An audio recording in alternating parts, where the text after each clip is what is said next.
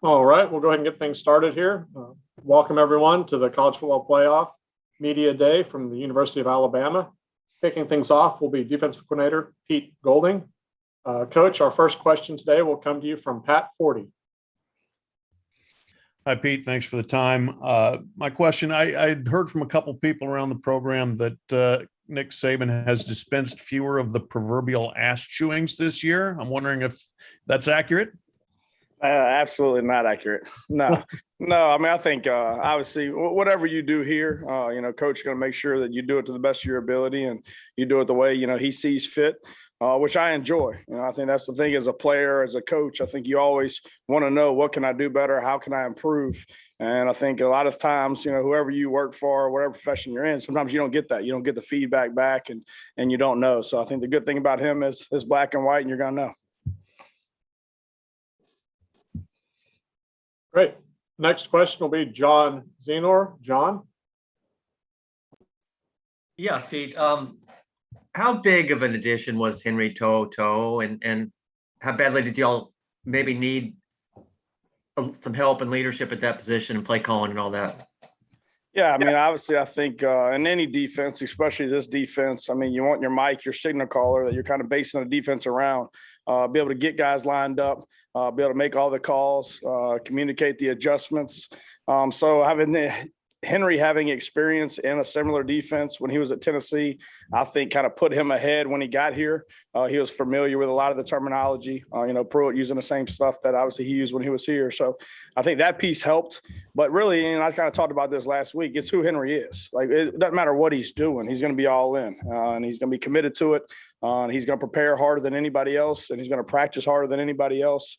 And when he does that, people gravitate towards him, and they want to come with him. So, just obviously his preparation, his work ethic, his love for football, and then his intelligence. And I think he's got a great personality that people want to gravitate towards, and he pulls them with him. So he's been a huge addition. I mean, not only just from a leadership standpoint and the communication, but he's been very productive as well. So we'd be different without him. All right. Next will be Mike Rodak. Mike? Nick Saban had said after the last Georgia game that part of the success against Stetson Bennett was kind of changing the picture on him. Just what's the challenge of having to do that twice now and having a quarterback who's already seen your defense and having to call plays for another 60 minutes against them? Yeah, I mean, I don't think it's tough having to play somebody twice. I mean, I know everybody talks about that and all that, but I mean, if you look at the NFL, I mean, you're playing everybody in your division twice. I mean, I think the big thing is in any quarterback, what they see is not what they need to get every snap. And I think you're trying to make him make the decision of what coverage it is, what front is it, what pressure it is once he's got the ball in his hands. So I think the key is, in a pre-snap read, he thinks he's getting this look and then the ball turns over and now it's a different coverage or it's a different pressure or it's a different front. And then now he's got to think. I think, there's no difference in disguises to me on defense from the front, the coverage and all that, than like on offense with motions and shifts and trades. They don't put in new plays every week. They're just getting to them differently. It's a different formation. It's a different shift. They're putting a guy in a different spot. So they're tweaking things, but it's still what they do. It's their bread and butter. So I think, defensively, it's like, how can you keep things the same, but make them look different? And that way your guys have carryover. They understand the rules. So if they see something new, they can let the rules apply. So yeah, absolutely. It's playing the game, making him think. They got a lot of weapons at a lot of different spots that create some matchup issues. They're going to move this tight end around and try to, create the matchups they want with him. They got really good backs that are issue covering out of the backfield. So you got to pick your poison sometime. You're not going to be able to get everybody you want doubled or the person you want on them based on the formation they're in. So, our guys are going to have to cover well and play well. All right. Next will be Nick Kelly. Nick? Hey, Pete, you mentioned the tight end. Yesterday, Coach Saban talked about how he's just a mismatch because, he's too big and too fast for a lot of different guys. Schematically, how do you combat just someone who's a mismatch like that? Yeah, I mean, I think the best thing they do is obviously the way that they move them around. They're going to still use them in the run game in the C area, on or off the ball. He's going to be open and split out. and then he's going to bring, Yang back in. So, by putting a certain player on a certain guy all the time, then you're getting back to what y'all just said. You're telling them exactly what you're doing, and they know. So you got to be able to mix it up and, double them sometimes and bang them, play some zone, get some bigger guys on them at times. If, the push off's an issue, and that the speed becomes a problem, then obviously you got coverages that are trying to put a DB on them. But, because of the run game and they're so successful in the run game as well, you can't design everything to take 19 away because they're going to hurt you somewhere else. They got a lot of good players. So it's being multiple. It's having a plan, for wherever he's at, to have things to be able to help you. But, a lot of guys got him covered and a lot of guys are doubling. He still goes up and makes the play, so it's about contesting it, making them execute and doing a good job. All right, next will be Charlie Potter. Charlie.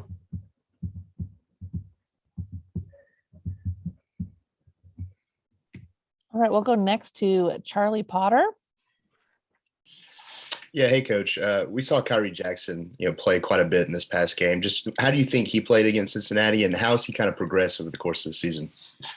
Yeah, I think obviously throughout the season, Kyrie understanding, the concepts and the coverages and terminology and the communication piece. I think anytime you're a new player in a new system, when things are still and they're stationary and you get a call, you're okay. When stuff starts moving around, which we're going to see every week, and something changes, how fast can you process that to go from one coverage to the next? I think which is a struggle for anybody, but especially a new player, a new starter. But I thought he did well. Obviously, there's some certain things and some mistakes that we got to clean up, him as well. That'll get you beat versus a good football team that maybe Cincinnati didn't take advantage of. But, he competes. He's playing hard right now. He's got toughness. He's got the length you want at corner.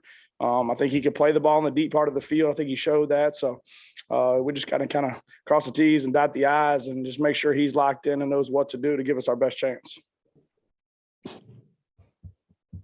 All right, next we'll hear from Michael Casagrande. Michael. Hey, Pete, can you take us through the competition at Star with Brian Branch, Malachi Moore? How has that dynamic played out throughout the season, and where do they stand at this point? Yeah, man, they're coming to work every day. And, I think it's obviously, coach, we're going to try to put the best 11 guys that we got on the field based on what we're seeing. A lot of times, depending upon the personnel grouping that we're in, based on what they're in, if we want a bigger guy at the point of attack that's a little more physical or better cover guy. But I think that's the best thing about Malachi, our Branch is both of them started games here, played a lot of football, have been productive. They understand the defense. So either one of those guys in there, I think we're in pretty good shape and they've been moving around. They play safety, play star. Branch played a little bit of corner. So we've had to move them around a little bit because of some injuries. So those guys are plug and play guys and they know all 5 spots in the back end and they give us our best chance to win. So either one of those guys that are in, we feel like we're in pretty good shape. We look in both the starters and based on the personnel group and we're in and what they're doing of, who you kind of go with that week. All right, next will be Zachary Braziler. Zachary. Hey, Coach. I just want your thoughts on where would you put Will Anderson among players you've coached and just what makes him so difficult to block? Yeah, I think, we kind of talked about this last week. He just loves football. He's all the intangibles you talk about being tough and competitive and all those things. And then you throw on top of it, the way he prepares, the way he's in here all the time with Coach Sal and watching tape and his love of the game. And then you throw on top of that his size and athletic ability. He's one of the heavier handed guys at his size for an outside linebacker that I've been able to be around, as far as striking blocks. And recreating the line of scrimmage. So that gives us the flexibility to leave him in the game in a lot of situations and move him around, whether he's a 3, a 4, a 5, a 9. We'll drop him some as well to keep people honest based on sliding to him. So he's athletic enough to obviously, drop into coverage, more zone standpoint. Obviously he's an elite pass rusher, but I think one of his best traits is, how physically he is at the point of attack and knocking guys back and be able to play the run. And I think, everybody from a draft standpoint are looking for guys that specialize in certain things.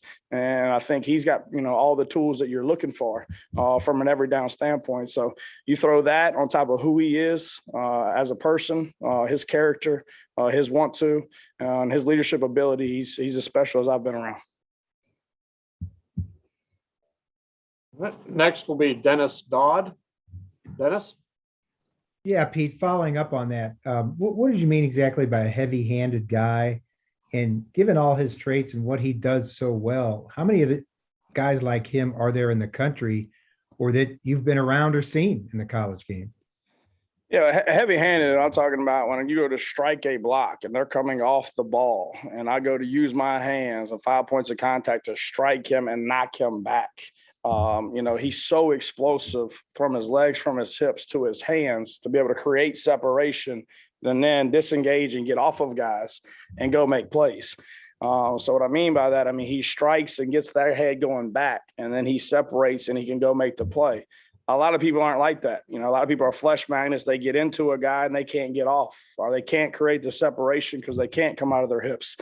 And then on top of that, normally the guys that can do it on a base down from a run standpoint aren't elite pass rushers. And you're taking them off the field on third down, not trying to find ways to get them one-on-one on their worst guy, like we're trying to do with him. So from that aspect, that's what I mean by heavy-handed. What was the second part of the question? How many guys are like him in the country? I have no idea. Obviously, NFL scouts is what they do for a living. I don't watch other teams. I know he won defensive player of the year in the country. So somebody thinks he's the best player in the country. So I have no idea. Thank you. Next question will be from Haley Sutton. Haley, you're up.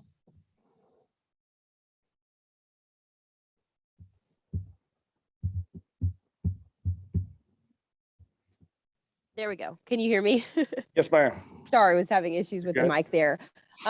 When you go into a game like this where it's a rematch, not just from the regular season, but the SEC championship, what challenges do you face when you're going into a rematch like this game?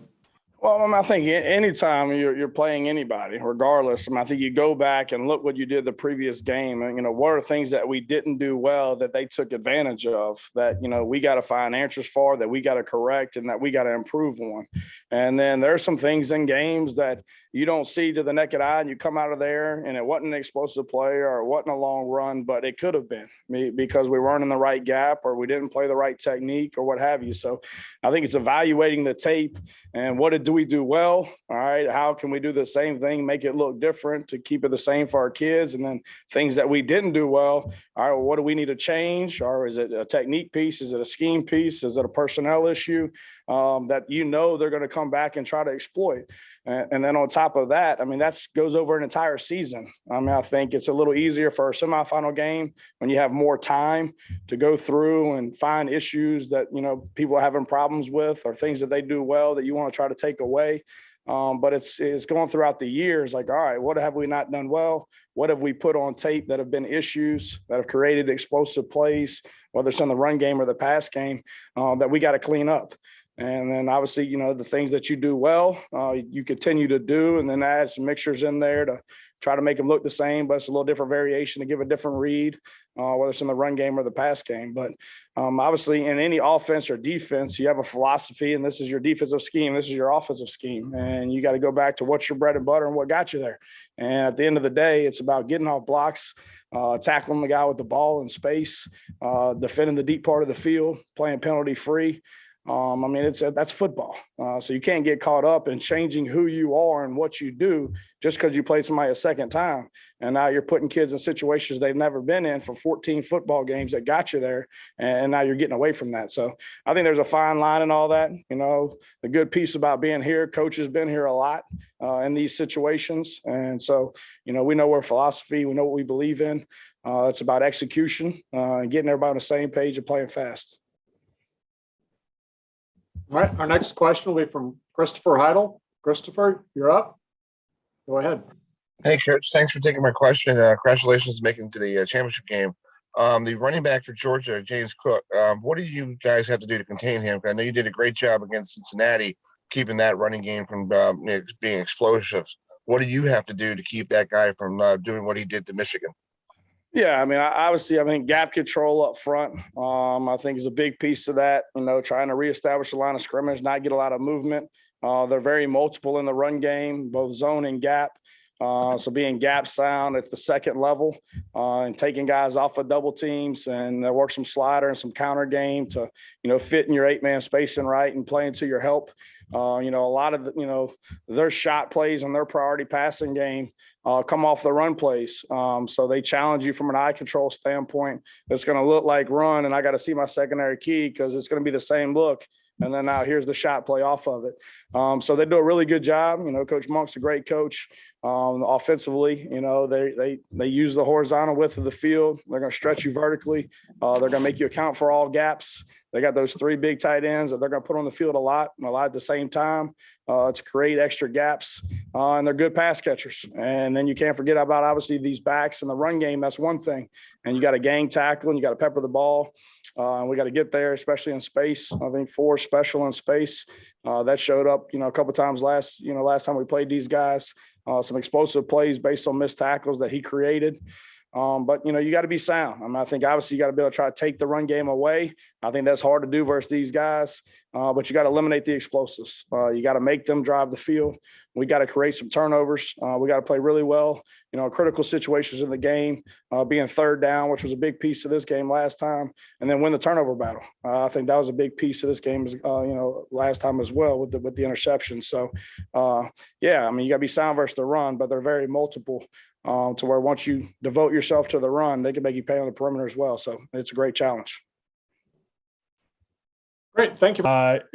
Just as a general rule of thumb with a rematch, you had a lot of experience with those in the NFL. Where do you start from scratch? Do you start from where the last game left off? How do you deal with all that information that you got from the last game?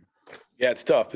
I think you have to do a little bit of both. You have to go back to the drawing board, so to speak. You got to start from scratch. You have to look at the last game. You got to go back and review the whole season, your season, their season. It's a long week. They have a great defense, almost like a generational defense. They have amazing stats, and they play hard. They play good. They got a lot of great players, great coaches on that side of the ball. And so it's going to be a challenge for us. Next will be Nick Kelly. Nick, you're up. We'll go next to Nick Kelly. Hey, Bill, if teams decide to double Jamison or bring extra coverage to his side, what can you do as a coordinator to free him up or make sure he gets opportunities? I think that's a great question. We're always finding ways to get all of our guys the ball. Our guys are really smart. You can move them around. You can do a lot of different things with them. But schematically, I'll probably try to stay above the fray here in this Zoom session. But I think all of our guys are really capable and they're excited about the opportunity, and we're excited for Monday night. Next, we'll go to Dennis Dodd. Dennis, you're up. Hey, Bill, I wonder how the experience has been just coming back to college and calling plays at a top program. You've got a Heisman winner on your record now. What's a self-scout on Bill O'Brien this year? It's been a great experience, Dennis. It's been awesome. We have a lot of great kids to coach. They're hardworking. They love football, great teammates. The coaching staff here, led by Coach Saban, is one of the best coaching staffs I've ever been a part of. And that says a lot because I've been a part of a lot of good coaching staffs. I've been fortunate that way. And it's just been fun. It's been a lot of fun to coach a guy like Bryce and the rest of the guys on offense, work with the offensive staff. I can't say enough about this program. And, I've said it time and time again, how grateful I am to have this opportunity to be here and to try to do my part to help this team win. Next, we'll hear from Carrie Osep. Carrie, you're up. Hey, Coach, thanks for taking the time. On top of that, to piggyback on that question, what has been your biggest learning lesson with this time then with Nick Saban? Something that, you have a long coaching career yourself, but what's something you're going to take away from this experience that's been new? Yeah, I've learned a ton. I've learned a lot from Coach Saban, not only obviously schematically, but also how he runs a program. the organization of it, the detail of it, the work ethic that goes into it, the discipline, the regimen. He's an amazing guy. I mean, he's a guy that is the same guy every day. He's a very hardworking guy, very disciplined guy, loves football. And I've learned a lot from him. Like you said, I've had a career, a career of a lot of years. I've been fortunate to work for a lot of great guys and with a lot of great guys. And this has been a great experience for me. Next will be Michael Casagrande. Michael, you're up. All right, we'll go to Michael Casagrande. Yeah, against Georgia the first time they got to Bryce, I think they hurried him 8 times in the pocket but didn't get a sack. What makes him so effective in those open field situations? Yeah, it's tough. I mean, I don't know. That's an interesting stat because when I watch the film, I see it a lot more than that. I mean, they've got a great front. We've got to do a good job against that front. I think Bryce does a really good job of understanding and processing, but it's a whole different ballgame on Monday night. So it's a tremendous challenge. Coach Smart, Coach Lanning, Coach Muschamp, those guys are at the top of their game when it comes to defensive coaching, and then they have the players that can make it happen. So we've got a big challenge. We're excited about it. We're practicing hard. Our guys always practice hard. That's the way this program's been built. And we'll be there Monday night, but it's going to be a tremendous challenge for us. All right. Next will be John Zenor. John, you're up. Bill, as an old NFL guy, when you guys got Jameson Williams, did you feel like you kind of hit the free agency jackpot in terms of filling a need with a guy who's obviously done what he's done? Yeah, it is similar to free agency, but without the rules, to be honest with you. There are some rules in college, but the portal is an interesting deal, and I'll stay away from that. I'll let Coach Saban handle that. But when we were able to, bring Jameson into our program, he was a guy that came in right away and wasn't in spring practice and started with us in the summer and just really did a great job of learning our offense and hit the ground running. I think Bryce, the rest of the offensive guys did a great job with him, helping him out. John Mechie, all those guys that play receiver out there that have been here and they did a great job, and he picked it up fast, and he's been a huge part of our success. Next, we will go to Mike Rodak. Mike. Bill, just what's been your approach in your process if your name has come up these past couple of weeks for other college jobs, your NFL jobs, just deciding whether there's mutual interest in your part? It's one of those things that happens all the time. It's part of the career, part of what you sign up for. I don't, my focus has always been on the task at hand, and that's just the way I operate. I just think that this is a great opportunity for this program, and we've put so much work into this that, and really, like, if you're here, if you're able to follow us around for a week, your focus is completely on Georgia and your team and what you have to do to try to do your part to help your team win. So that's what the focus is.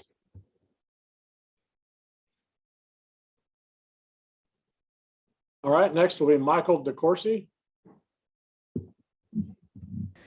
Yes, Bill, you've been around some tremendous receivers in the career you mentioned. What makes Jameson special, and are there qualities from guys like Hopkins and some others that, are there any similarities with him to some of the great receivers you've coached in your time? Yeah, it's a great question. I mean, I've been very fortunate. I've coached a ton of great receivers. And Jameson, relative to the stage of the career that he's at, being a college player right now and having a chance probably to play pro football, he has got great speed. He's an excellent route runner, and he's a very competitive guy. He's a very instinctive player. He's a very smart player. And I can't say enough about his competitiveness. He's a player that goes out and practices every day like it's a game. And so I think that's something that the great ones have, those traits. Everybody's a little bit different. Everybody's built differently. Everybody has different, skill sets, different speed, things like that. But the best ones that I've been around, and Jameson's in that category, they all have that competitive spirit that's really hard hard to find sometimes.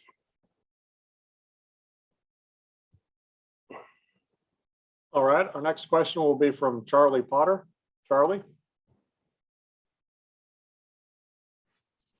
Yeah, hey coach. Just sticking with the receivers, before the Cincinnati game, you talked about the loss of John Mechie. Just how have you seen a guy like Ja'Cory Brooks step up, and how has he kind of done that over the course of the season?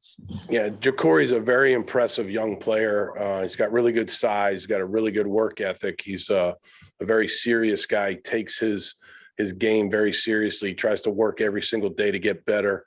I think it's really hard to play receiver at a young age at this level and at the next level. And, he's doing it really well at this level. He's getting better every day because of his work ethic. So Ja'Cory's really come up big for us. He's come up big for us with some big catches, over the last, few games. And that's been important for our team. All right, next we will go to Ralph Russo. Ralph? Hey, Bill, how are you? Hey, Ralph. When you get to Alabama, you've been around a lot of good programs, college programs, but when you get to Alabama, does it at all take you aback a bit when you see how much talent there is available to you? I mean, compared to some of the other places where, again, you've been around good programs. Do you really get to appreciate how much talent is at Alabama until you've actually seen it like you have? I definitely think you see it firsthand. You notice it right away, and you also, when we got here, there was a number of guys on last year's team when you put the film on that offensively, were first round draft picks, 6 or 7 of them. I think they said Landon Dickerson was a second rounder, but probably if he wasn't injured, he probably would have been a first rounder. So, with that being said, to be able to have the depth and the ability to come back with some really good players at a lot of different positions says a lot about Coach Saban, his organization relative to recruiting. I mean, it's every single day. It's 365 days a year that he recruits, that we all recruit, and he leads it. And I think that's what it's about in college football, is developing a relationship with the player and his family and showing them what you're all about. And it's just been a really cool experience to see that. But that's really what it's about. It's a relentless approach to recruiting, not just a relentless approach to football coaching. And, that's what Coach Saban has done here. And it's been proven, and it's been awesome. All right, our next question is from Daniel Tortora. Daniel, you're up. Coach, just what you can say about, you had the unique experience of having worked with Bill Belichick and Nick Saban, arguably 2 of the greatest ever. Just what you can say about what makes them similar and maybe some of the differences that they've had with you working with them. Yeah, I mean, it's a question, that's an obvious question I get a lot. And I actually enjoy the question because I take a lot of pride in the fact that I've been able to work for both guys. I mean, I've learned so much from both guys, and you said it. These are 2 of the best to ever do it. And they're both very similar in some of their philosophical beliefs, hard work, good teammates, trustworthy people around them, uncovering every stone to try to find out, what we can do to try to get an edge in a game, or, the way we practice, things like that. And then they're 2 very different people. And that's just the way it is. And I think that's what's pretty cool, is the fact that I've had a chance to be around both of them and work for both of them. And it's something that I'm very grateful for, and I'm very proud of. Coach, we thank you for your time here today. We look forward to seeing you in Indianapolis this weekend. Thank you very much.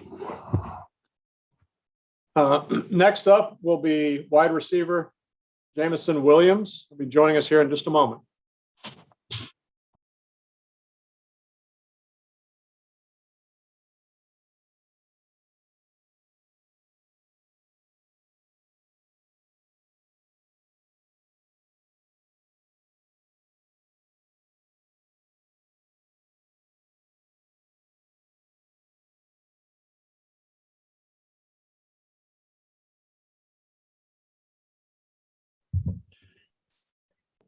Jamison, can you hear us okay?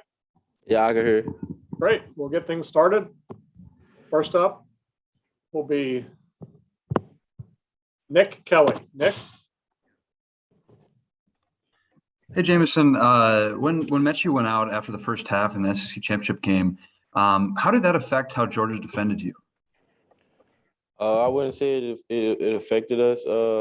I guess they try to play a little over the top. That's all we seen. We seen some extra defenses. That was pretty much it, though. So a little extra over the top. All right. Next question will be from John Zenor. John? Jameson, when you were talking to Alabama and looking for a new school, what was their big selling point that you play there to go there? That I would be an excellent add-on to the offense. And as the season went on, we kind of all seen that how I was using the offense and everything complimented me, complimented other receivers. So we just all came together and we had a great offense this year. Next will be Charlie Potter. Charlie?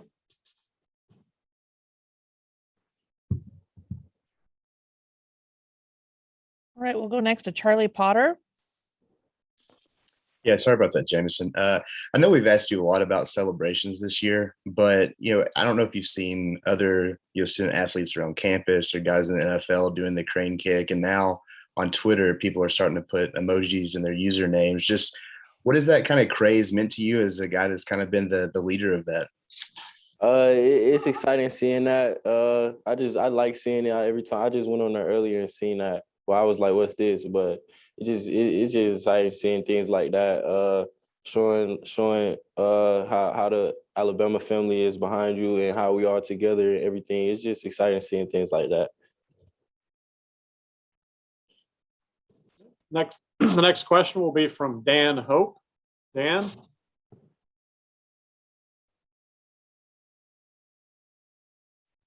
Hey, Jameson, I wanted to ask you about, I know you've gotten a lot of support from guys like Chris Olave and Garrett Wilson back at Ohio State. I know Chris was at the SC championship game. I've seen, Brian Hartline continue to tweet supportive things about you. Just what's that been like for you to continue to get that support from those guys you played with at Ohio State? It's great getting love from my brothers. I talk to those guys almost every day. Chris, Garrett, Jackson. I talk to those guys every day. So ever since I left, we've been a stronger relationship, even though we had a strong when I was there. We just keep in touch every day, call it, text each other, see how it's going. It's great though, having that relationship with those guys because we're not we're not with each other every day anymore. So it's great keeping that relationship. All right. The next question comes from Michael Casagrande. Michael, you're up next. Yeah, you said that you saw maybe more over the top coverage from Georgia in that second half. But what does that affect you? How does that change anything the way you do, or what does that mean for your style of play with your speed? I don't think it affects us anyways. I feel like we will have plans to get around it, but it's something that we just have to work on this week in practice and game plan for this week. Hopefully we get to the game Monday and everything works out well.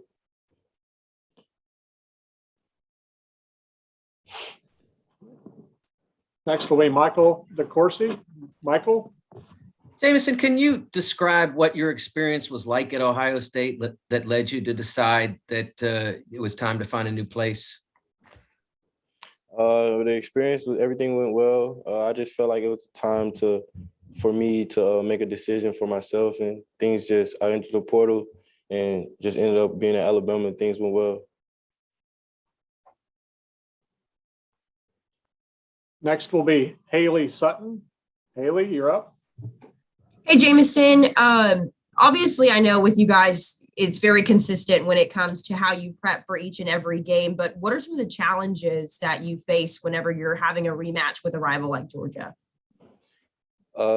It's going to be a very good challenge. I'm pretty sure all those guys are going to come twice as hard as the first game. We have to play a lot better than the first game, a lot better than the last game. We have to go out and play our best football this game. So I'm looking forward to a great game, national championship. I'm looking for everybody to bring their best. We just play great football. Hopefully we come out on top. Next question will be from Zachary Powell. Zachary? Hey Jameson, can you describe the process of like transferring schools, and can you describe like what advice you can give to like maybe some younger kids looking up to you that would that would need some advice maybe if they're wanting to transfer schools and maybe end up successful as you are. I'm kind of here to talk about the championship game. Can we stay off the focus of the transfer portal, please? Yeah, yes, sir. Certainly. Next question will be from Chris Lowe. Chris, you're up. Hey, Jameson, how do you think the fact that you're playing these guys a second time in a month will impact both teams? Does it impact one team more so than it does the other? I wouldn't say, because I feel like it's a lot of pressure on both teams. It's a lot of pressure on those guys to get the W, and it's a lot of pressure on us to beat the team 2 times. So I feel like we both have real good mindsets coming into this game. And I'm looking forward to a great game Monday with the intensity, the build-up, and everything that's being said and going on. All right. The next question comes from Holly Rowe. Holly? Hey, Jameson, Coach O'Brien was saying what really makes you stand out is that you're super competitive, like in practice, every moment. Can you take me back to when you first realized you were competitive and why you care? Where does that come from? I would say it's just the way I was raised. Me and my dad and my brothers, we competed with everything we did. Even my sister competed with us. So we always wanted to be first one up the steps, first one in the workout. And as we started playing sports, we just branched off into our different age groups, but we always still wanted to be first. We just had that mentality to be first. So I guess my competitiveness was built as a kid, and it just came with me all the way to this day. All right. Next will be Carrie Osip. Carrie, you're up. Hey, Jameson, thanks for taking the time. So we've talked a lot about the challenges of this rematch, but what possibly is the benefit? Because obviously we're looking at the conference championship. You guys have so much extra time to prepare. This is a much tighter window getting ready for this national championship. But where do you see some benefit of getting a team that you're used to? I can't hear the question. Could you repeat that, please? Of course, yeah. I'm in headphones, but you got me now? Yeah, I got you. Okay, so we've talked a lot about the challenges of facing a team again, the same team in the national championship that you saw in the SEC championship, but what may be some of those benefits of facing a team, especially with the short window of time to prepare for such a big game? The benefit could be like we've seen these guys before. We just have to prepare for the little wrinkles and the corrections they made, and we could just play great football off of them. All right. And the next question is from Charlie Potter. Charlie, you're up.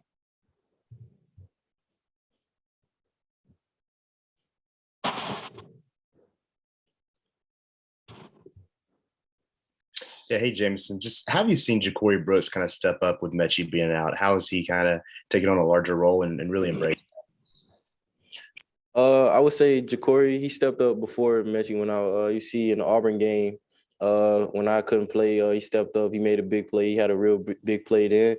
And then the SEC championship, Mechie went out. He played real good ball in the SEC championship. Last game, he made a big play, scored a touchdown. I would say Ja'Cory, he's doing excellent right now. He's a real good ball player, and it's very much. I think you guys are going to see very much more from him in his coming days.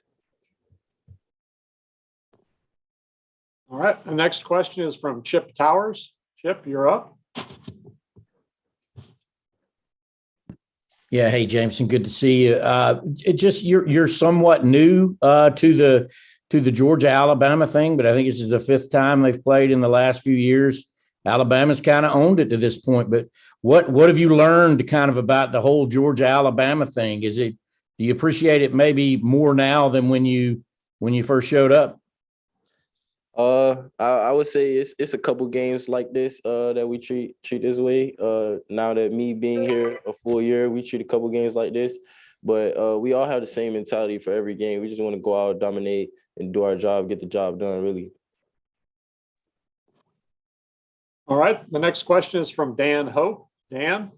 Hey, James, I just wanted to follow up when you were at Ohio State, what were the biggest things that you feel like you learned from Brian Hartline there? And then what do you feel like are the biggest things you've learned, since moving on to Alabama that have made you an even better player? Moving to Alabama, I would say I learned to always go hard, even harder than what I went. I'm a real good competitor, but being around guys like this and guys like on the team, on the defense, are forcing me to bring out way more than I ever had with these practices and how things go. So I would say I learned to go way harder than I ever did really coming to Alabama. All right. And our final question comes from Christopher Heidel. Christopher, you're up. Hey, Jameson, thanks for taking my question today. Congratulations on making on the championship game on Monday. Talk about your relationship with your quarterback. You won a Heisman Trophy. What do you guys work on to make yourself better in each and every game? We kind of go through practice and we work on a lot of timing on routes, how this route is going to be seen through this defense, the steps on this route, when to look on this route, the leverage, how to do a lot of things. So me and Bryce, we have a strong relationship. It's kind of been like that since the summer when I came in. We started working together. So since then we built a real strong relationship, and now it's just it's the same. It's just way stronger than it was because we just day by day we get closer together and everything. So I would say we have a pretty strong relationship. Jameson, we thank you for your time here this afternoon and look forward to seeing you in Indianapolis. Thank you. Joining us next will be offensive tackle Evan Neal. We'll be here at the podium in just a moment.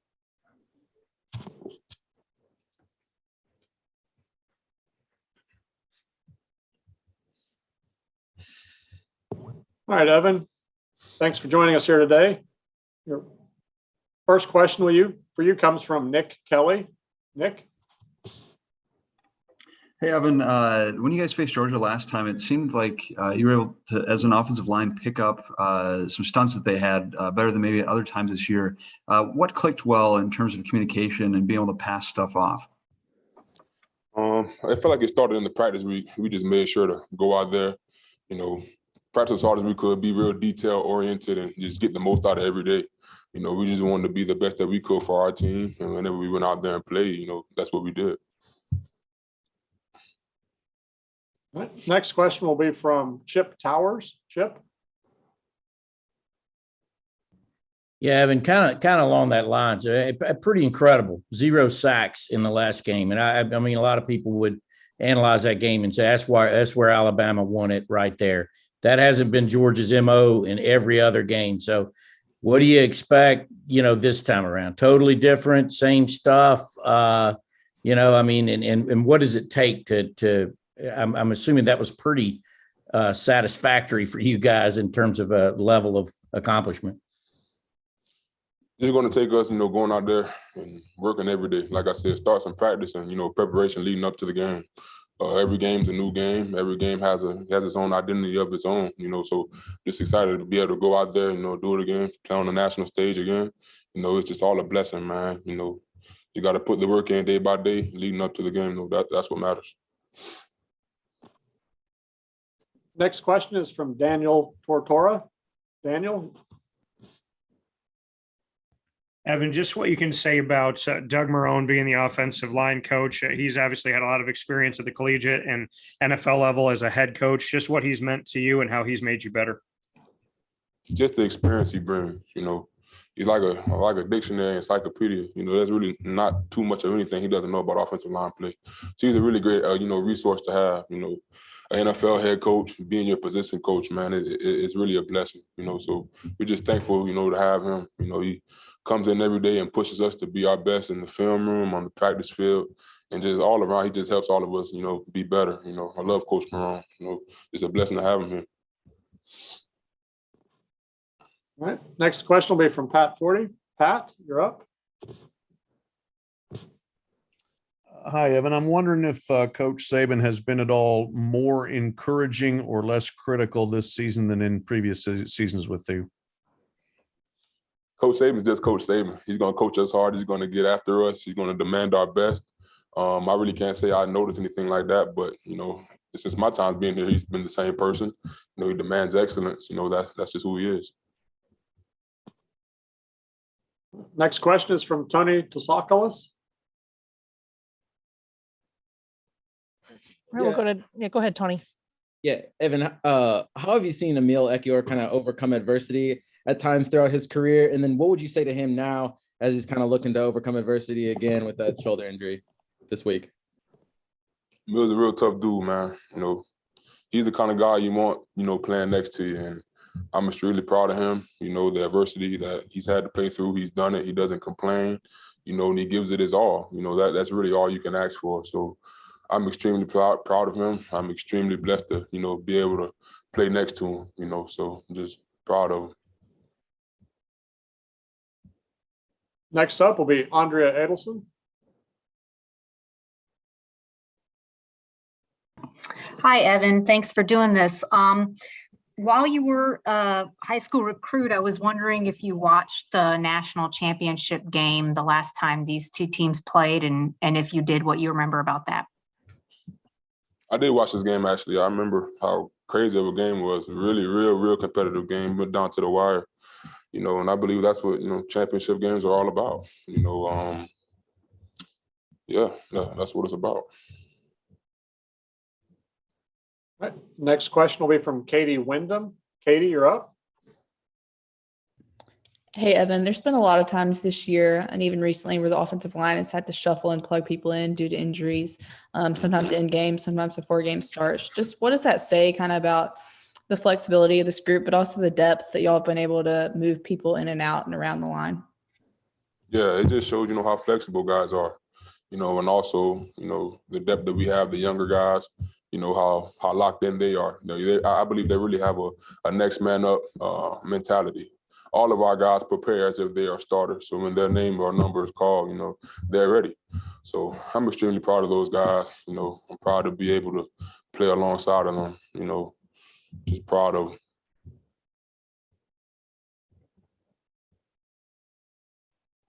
The next question here will be from Zachary Braziler. Zachary.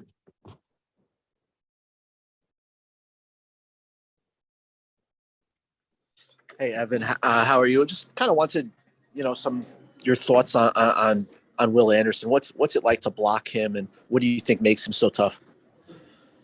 It's fun to block Will. You know, he gets me better. But you know, I just believe he just had that unique, rare combo of speed, power, quickness, you know, and flexibility.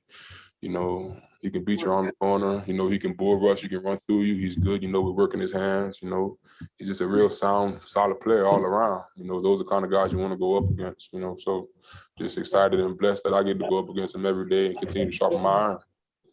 What, you know, have you ever tried to block someone quite as good as him, as talented as him, or is he the best player you've gone up against? I can say that he's the best rusher I've been up against.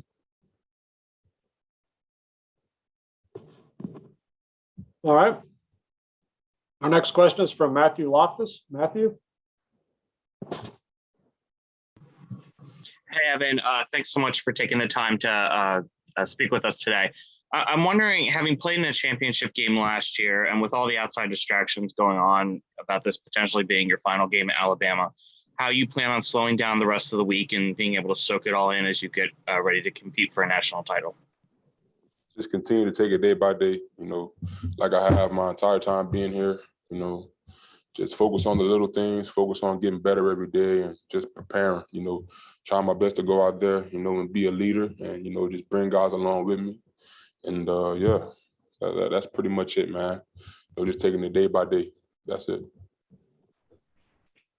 All right, Evan, we thank you for your time, and we'll look forward to seeing you in Indianapolis.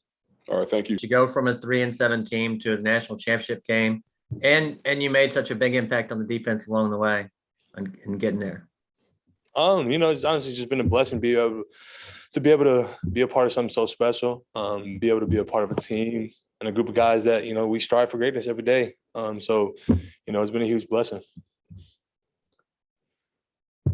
Next question will be from Nick Kelly. Nick. Hey, Henry, Coach Saban called their tight end Brock Bowers one of the premier players in college football. What is it going to take for you guys to kind of slow him down and limit him? You know, just play sound football. fundamental football, be able to tackle, cover him in the space. He's a tremendous player. So it's going to be a huge challenge for us. He did a lot of things against us last game. So, just really honing into the fundamentals and being able to, execute in our game.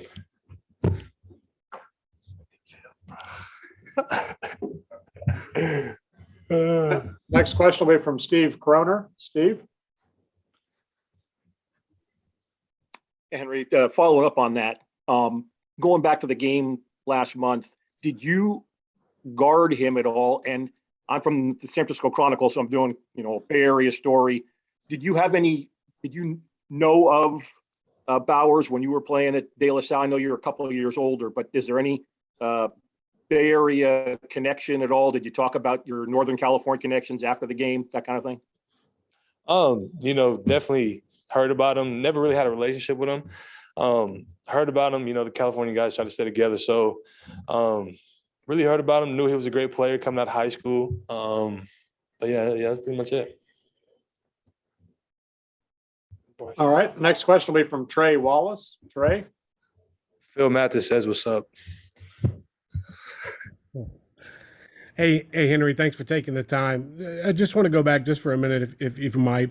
Coming off last year, this time last year, a lot of uncertainty about potentially what your future was going to be and where you were going to play. How has the last year been from you transferring from Tennessee to Alabama and now? It's been, like I said before, it's been a huge blessing. Being able to be in the position that I am and, being able to be in this game, being with a group of guys and the coaches. So, it's been a blessing. I can't complain about nothing that I've been through. I love every single part of my road. And I'm honored and truly blessed to be where I'm at. All right. Next, we'll hear from Charlie Potter. Charlie, you're up.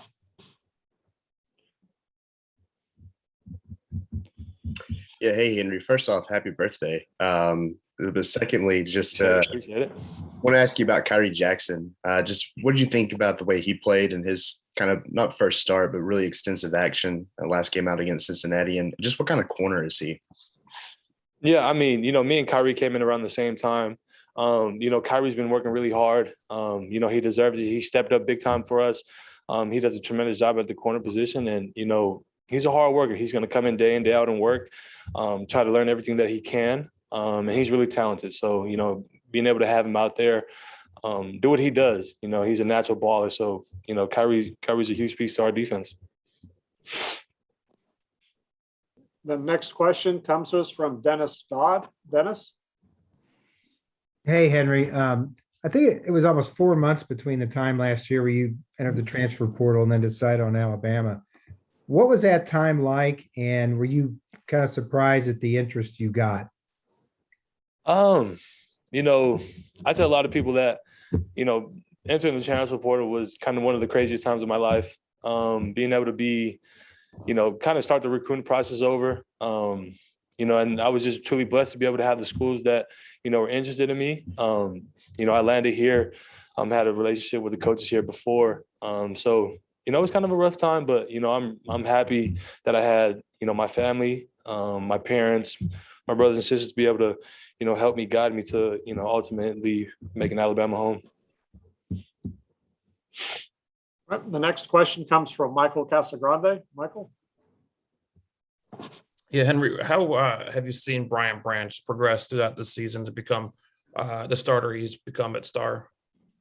Yeah, Branch has been, a huge part for us too. He does a great job. He's physical, and he communicates a lot. He does a really great job, and I think our whole secondary does a great job. We all feed off of each other. So I think, we all gel well as a secondary. Our next question comes from Daniel Tortora. Henry, just what you can say about being on a team that has so many former head coaches with Nick Saban, just what it's like to have a bunch of head coaches in the room that have experience at the NFL level as well as collegiately, and just what that does for you as a player.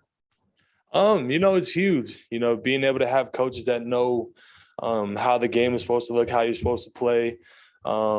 It's huge for us as players being able to have guys like that. We love them, we trust them, And it's the knowledge. This game is full of knowledge. You got to know a lot of things in this game, and being able to have guys, who's been at the higher level, who knows, this game through the in and out, and being able to feed us with that knowledge is huge. All right. Our next question comes from Lane Higgins. Lane, go ahead. Hey, Henry, I know that you've kind of been on the other side and more outside of this Georgia-Alabama rivalry until this year, but, I'm curious if you could talk about like the mental challenge that you think Georgia might have in facing you guys, just because Alabama kind of has always had Georgia's number in that. And, from the outside, do you see this Georgia-Alabama rivalry as, I guess, how do you see that? Looking from the outside in, it's always been a hard fought game. Georgia's going to come out and play the hardest game. They're a great team. And I don't think they have any, mental or kind of something blocking them mentally from, winning. I think Georgia's going to come out and play hard, fast and physical as they usually do. They're going to play their game. Georgia's a tremendous team. And it's up to us to answer the bell, how we respond, how we execute, how we play, and we're excited for the challenge. All right. Our next question will come from Trey Wallace. Trey, go ahead. Hey, Henry, if I'm not mistaken, this is going to be your fourth time playing Georgia, dating back to your days at Tennessee. How much have you seen Georgia grow over the last 2 to 3 years? And what's it going to be like with this matchup going against Stetson Bennett, who you are familiar with? Georgia's always been Georgia. Big, fast, physical, trying to punch you in the mouth every single down. So like I said before, it's a huge challenge for us, being able to answer the bell. But my fourth time playing them now, I'm excited. It's always a huge challenge. It's always one of those games that I mark on my calendar to be able to execute. I got to put my best foot forward.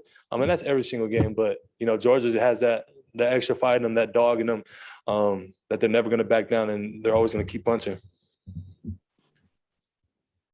All right, Henry, thank you for your time. We'll let Phil step up here, and we'll see you in Indianapolis. Wrapping things up here tonight will be defensive lineman Phil Mathis.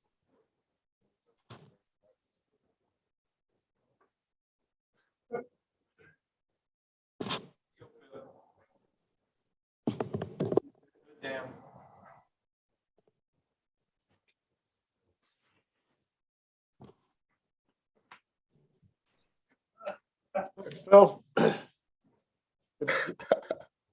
All right. You ready? Yeah, I'm ready. Got your game face on now? Make sure my face clean. We'll start out here with Andrea Adelson. Andrea? Hey, Phil, thanks for doing this. I think you're one of the few players on both teams who was on the roster the last time that you guys played in the national championship game. What was that experience like for you as a freshman? And I think on the outside, we all know what stands out about what happened in that game, but can you just take us through what you were going through as that game was playing out? As a freshman, I feel like, coming in as a freshman and getting that experience as a young guy, sitting back and watching those guys, compete for that national championship, it was amazing. Especially, the big time play Tua made, just the whole team, just experiencing it while I was young. I think it took a big toll on me, and I was happy to be a part of that team also. Next will be Michael Casagrande. Michael, you're up. Yeah, Phil, where have you seen Brian Branch improve over the years since you've been here and he's been at Alabama? I always love Brian Branch's game. He's a hard worker. He shows up every day. And he's ready to work. I love the way how he comes down hills, and he bring that thump with him. So I always loved his game. I always gave him his flowers when it was due. The next question will be from Daniel Tortora. Phil, just what you can say. I spoke with Henry about it. Having being on a team where you have multiple head coaches with Bill O'Brien, Doug Marrone, Nick Saban, guys that have had experience at the NFL and collegiate level, just what it does for you as a player and the wealth of knowledge that they bring. It does a lot for the guys on this team. We get to learn from their experience, and we get to put that into our game. So I think it's a great challenge for all the players on the team because we get to learn from the best of the best. Next will be Charlie Potter. Charlie, you're up. Yeah, Phil, as someone that's played in now several national championship games, what do you just kind of tell the younger guys they're going to be experiencing this for the first time? I just try to motivate them. I've been motivating everybody all week long. Just tell them, I know how I feel to lose and I know how I feel to win. And you don't want to be on that downside. So we got to go to work every day, and put our best foot forward. And don't think about winning or losing. Just practice and put the work in. And God gotta lead the way. Next question will be from Matthew Loftus. Matthew. Hey, Phil, Happy New Year. Hope you guys are doing well. I'm wondering, the SEC motto is it just means more, and that's something that Coach Saban and your fellow teammates have probably ingrained in you by now.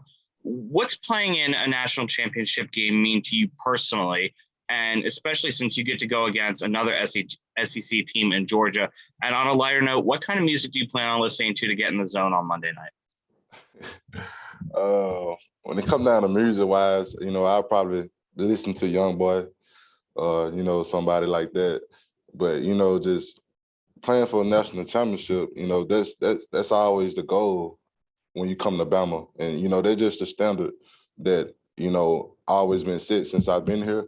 So every year, I believe the goal is to play in a national championship, and don't settle for nothing less. Next question will be from Michael Casagrande. Michael. Oh yeah, I already asked mine. I'm good, thanks. All right. Next will be Lane Higgins. Lane, you're up.